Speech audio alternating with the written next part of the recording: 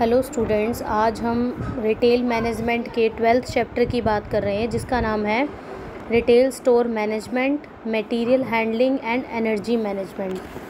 देखिए, सबसे पहले हम बात करते हैं कि मैनेजमेंट है क्या। जब भी हम एक रिटेल स्टोर को मैनेज करने की बात करते हैं तो ये कोई इजी टास्क नहीं है। इसमें बहुत डीपली जो है प्लानिंग करनी पड़ती है। टाइम टू टाइम उस पॉलिसी को, स्टोर को ऑपरेट करना, उसको रिव्यू करना पड़ता है। बहुत सारे चेंजेस भी होते हैं और बहुत सारे नंबर ऑफ़ डिसीजंस एक रिटेलर को लेने पड़ते हैं, लाइक बस्टिंग को लेकर, प्लानिंग को लेकर, कम्युनिकेशन, कस्टमर और वेरियस लीगल कंप्लाइंसेस को लेकर। कहते हैं जो स्टोर मैनेजमेंट है वो मेजर एलिमेंट है किसी भी रिटेल को ऑपरेट करने का।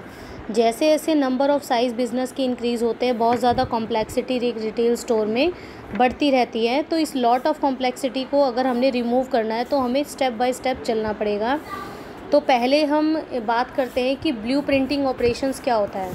देखो, ब्लू प्रिंटिंग ऑपरेशन क्या है। किसी भी स्टोर को बनाने से पहले हम उसका एक मॉडल तैयार करते हैं। जैसे हम घर को बनाने से पहले जब उसका मैप तैयार करते हैं कि कौन सी साइड हमने क्या बनवाना है, तो इसी तरह से किसी भी स्टोर को ऑपरेट करने से पहले हमें एक मॉडल बनाना पड़ता है। और ये सबसे पहला फर्स्ट डिज़ाइन होता है एक ब्लू प्रिंटिंग का। ये जो ब्लू प्रिंटिंग है किसी भी एक रिटेल ऑपरेटर को कैरिंग आउट करती है। एक रिटेलर जो है एक सिंगल ब्लू प्रिंटिंग तैयार करता है और एक स्टोर के लिए, अगर अलग अलग स्टोर है तो उसके लिए अलग अलग ब्लू प्रिंट तैयार होगा। और ये सभी डिपेंड्स होता है कि एक रिटेलर ने कौन सा स्पेस लिया है, नेचर ऑफ बिज़नेस क्या है, कौन कौन सी कॉम्प्लेक्सिटी उसमें इन्वॉल्व है। तो किसी भी ब्लू प्रिंट्स जब हम तैयार कर लेते हैं तो वो हर एक एम्प्लॉयज़ को गाइड करता है कि उसने उस बिज़नेस में कैसे काम करना है। देन ब्लू प्रिंटिंग ऑपरेशन एक सिस्टमेटिकली लिस्टिंग ऑपरेशंस होता है। इसमें जो है टाइमिंग रिक्वायरमेंट दे दी जाती है और नंबर ऑफ़ स्टेप्स इसके अंदर इन्वॉल्व होते हैं और एक फ़्लो चार्ट बन दिया जाता है। उसी फ़्लो चार्ट के हिसाब से वो हमें डायरेक्शन प्रोवाइड करते हैं कि वहाँ पर हमने क्या काम करना और क्या नहीं करना। तो ब्लू प्रिंटिंग एक मॉडल है, एक डिज़ाइन है, एक क्राइटेरिया है कि अगर सपोज़ कीजिए, मान लो मैंने किसी कंपनी में ज्वाइन किया है तो उनका एक क्राइटेरिया सेट होगा कि आपने कब आना है, कब जाना है, क्या काम रहेगा, कितना पैकेज आपको मिलेगा। मतलब एक जस्ट आइडियाज़ आपको दे दिया जाता है कि वहाँ का स्ट्रक्चर कैसा रहेगा। फिर हम बात करते हैं स्टोर के एडमिनिस्ट्रेशन और प्रीमाइसेस मैनेजमेंट की। जब भी हम प्रीमिसेस मैनेजमेंट की बात करते हैं तो हम उस जगह की बात कर रहे हैं जो रिटेलर ने सबसे पहले सिलेक्ट की है।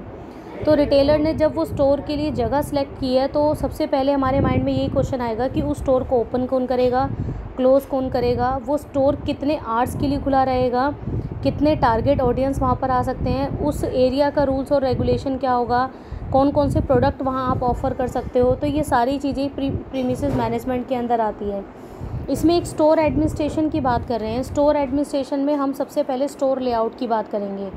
हमने प्रीवियस चैप्टर में स्टोर लेआउट के बारे में पढ़ाया था मैंने आपको। स्टोर लेआउट क्या है, एक रिटेल में किन चीज़ों को कैसे अरेंज करके रखना है, वो स्टोर लेआउट है। और स्टोर लेआउट आपके 4 तरह के होते हैं: grid layout, spine layout, race track layout, boutique layout. तो एक रिटेलर अपने नेचर ऑफ बिज़नेस को ध्यान में रखते हुए वहाँ का लेआउट, वहाँ का एटमॉस्फेयर तैयार करता है। अपने प्रोडक्ट को कैसे सिस्टमेटिकली तरीके से तैयार करेगा, कस्टमर कैसे आएंगे, कैसे जाएंगे, क्या क्या फैसिलिटीज़ है, ये हम बात कर रहे हैं स्टोर लेआउट की। फिर स्टोर की सिक्योरिटी की बात कर रहे हैं। कहते हैं शॉप के अंदर जो भी शॉप लिफ्टिंग होने जा रही है उससे हम कैसे रोक सकते हैं, वो हमारा स्टोर सिक्योरिटी है। अब देखो, हमें कस्टमर को सेटिस्फाई करना है तो हमें स्टोर को इस तरह से ऑपरेट करना पड़ेगा। लाइक जैसे पार्किंग ही ले लो कि पार्किंग की फैसिलिटीज़ हमें चाहिए। तो कस्टमर एक के अंदर वो डर ना हो कि वो शॉपिंग कर रहा है और शॉपिंग करते करते उसे ये कि कहीं मेरा व्हीकल चोरी ना हो जाए। तो अच्छी तरह से पार्किंग फैसिलिटीज़ दे देनी चाहिए ताकि वो कंफर्टेबल तरीके से अपनी शॉपिंग कर पाएँ। हमें स्टोर के अंदर सीसीटीवी कैमरेज लगवाने चाहिए, प्रॉपर लाइटिंग की फैसिलिटीज़ करनी चाहिए। और सेफ्टी की तरफ ध्यान से देखें तो हमें सेफ्टी में ऐसे देखना चाहिए, हमें इलेक्ट्रॉनिक आर्टिकल सर्विलेंस करना चाहिए। इलेक्ट्रॉनिक आर्टिकल सर्विलेंस क्या होता है कि प्रोडक्ट जो आप ख़रीद रहे हो उसके ऊपर एक टैग लगा हुआ होता है। उस टैग को जब हम काउंटर पे जाते हैं तो आपका सेल्स क्लर्क उसको हटा लेता है। अगर सेल्स क्लर्क ने उसे नहीं हटाया तो आप उसको लेकर बाहर नहीं निकल सकते। एक अलार्म बज जाएगा जिससे पता लग जाएगा कि किसी प्रोडक्ट की यहाँ पर चोरी हुई है। फिर अगर हम एडमिनिस्ट्रेशन की बात करें तो स्टोर का एडमिनिस्ट्रेशन बिल्कुल क्लीन होना चाहिए, बहुत शांति होनी चाहिए, डिस्प्ले विंडो होनी चाहिए, उसमें एडमिनिस्ट्रेशन ऐसे तैयार करना चाहिए कि टाइम टू टाइम उसको कीप आउट किया जा सके। तो ये सारी चीज़ें स्टोर एडमिनिस्ट्रेशन के अंदर आती है। फिर हम बात करते हैं मैनेजिंग इन्वेंट्री एंड डिस्प्ले की। देखो मैनेजिंग इन्वेंट्री मतलब स्टॉक की बात हो रही है। फिर प्रोडक्ट को डिस्प्ले करने की बात करें तो सबसे पहले हम बात करेंगे कि स्टॉक को कैसे मैनेजमेंट करके रखना है। कहते हैं मैनेजिंग इन्वेंट्री का मतलब ये है कि जब आप various levels of inventory decide कर लेते हो ना कि उसका लेवल क्या होगा, रीऑर्डर लेवल क्या होगा स्टॉक का, मैक्सिमम लेवल क्या होगा, मिनिमम लेवल क्या होगा, रीऑर्डरिंग क्वांटिटी क्या होगी। A proper arrangement must be made for the receipt of the inventory. आपने तभी एंट्री करनी है जब आपको उस स्टॉक की इन्वेंट्री की रिसीप्ट आपके हाथ में आ जाती है। प्रॉपर शॉर्टिंग करना है, क्या साइज़ होगा, शेप होगा, कलर क्या होगा। तो हमने उसकी मूवमेंट्स का ध्यान करना है कि वो हमारे स्टोर के अंदर कब आया कब गया, आपको मिनिमम लेवल क्या है, मैक्सिमम लेवल क्या है, रीऑर्डर पॉइंट क्या है, ये सारी चीज़ों को ध्यान रखेंगे। अब नेक्स्ट स्टेप हमारा जो आता है कि हमने प्रोडक्ट को कैसे डिस्प्ले करना है। अगर हम प्रॉपर तरीके से विंडो में उसको डिस्प्ले करके नहीं रखते तो रिटेलर अपने कस्टमर को अट्रैक्ट करने में फ़ेल हो जाएगा। हमें प्रॉपर ड्यूटी असाइन करनी चाहिए, हमें अरेंजमेंट करनी चाहिए कि हमारा प्रोडक्ट कैसे शो होगा, article serving on same purpose क्या रहेगा, प्रॉपर स्पेस मैनेजमेंट क्या रहेगी एक स्टोर के अंदर। एक रिटेलर को चेक द सेल्स पर foot, occupancy cost per square foot of the selling space भी करना चाहिए।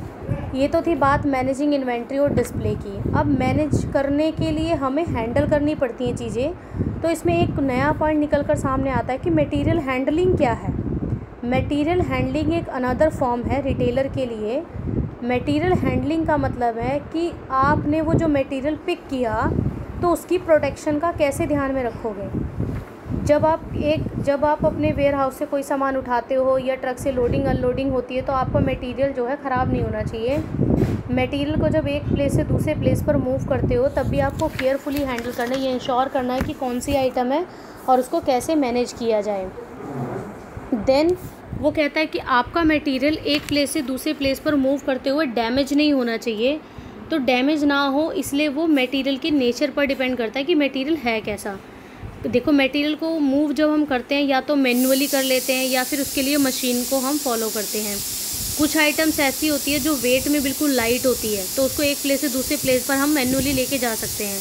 कुछ हैवी आइटम होती है लाइक रेफ्रिजरेटर, एयर कंडीशनर, इनको हम मैन्युअली और मशीन्स के द्वारा भी मूव कर सकते हैं। बट जो हैवी मटेरियल्स होती हैं उनको हम कि वो अटके ना, एक दूसरे से अटक कर डैमेज ना हो, तो इन चीज़ों के लिए हम मैन्युअली ना करके हम मशीन्स का यूज़ करते हैं। कहते हैं जब इन चीज़ों को मैनेज करते हैं तो कुछ ना कुछ चीज़ें जो है रिस्पॉन्सिबल होती हैं।